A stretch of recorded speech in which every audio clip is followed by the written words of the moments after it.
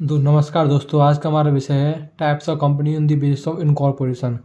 कंपनियां तो बहुत सारी होती हैं, पब्लिक कंपनी होती है, प्राइवेट कंपनी होती है, फॉरेन कंपनी, गवर्नमेंट कंपनी। लेकिन ये अलग अलग टाइप्स होते हैं इन कंपनियों के। कुछ होती है on the base of liability, कुछ होती है on the base of number of members. आज का जो हमारा मूल विषय है वो है types of company on the base of incorporation.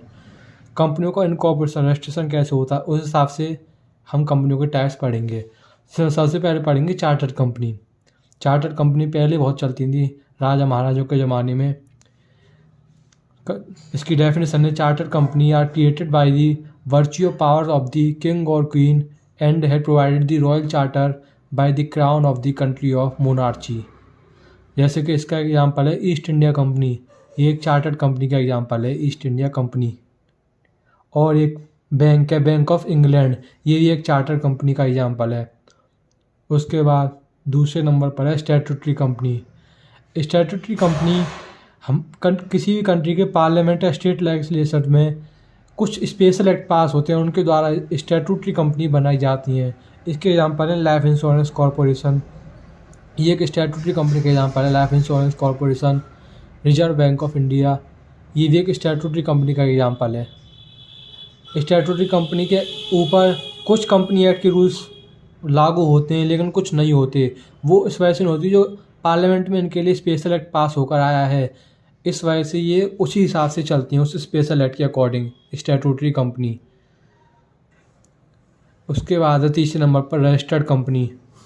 Registered company company act के तहत इनका रजिस्ट्रेशन होता है, इनकॉर्पोरेशन होता है और इनको सर्टिफिकेट ऑफ इनकॉर्पोरेशन इशू कराया जाता है आरओसी के द्वारा, रजिस्ट्रार ऑफ कंपनी के द्वारा। ये होती हैं आपकी रजिस्टर्ड या फिर इनकॉर्पोरेटेड कंपनी। ज़्यादातर कंपनी हमारे देश में यही पाई जाएंगी आपको, जिनका रजिस्ट्रेशन कंपनी एक्ट 2013 के अकॉर्डिंग हुआ होगा।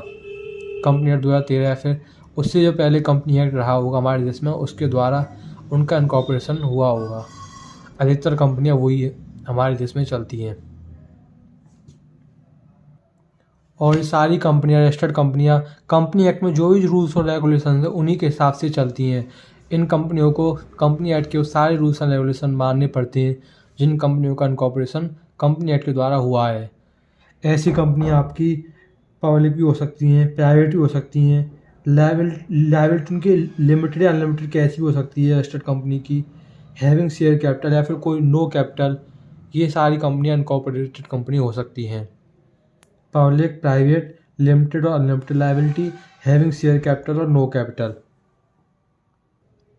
एक बात और, जो स्टैट्यूटरी कंपनी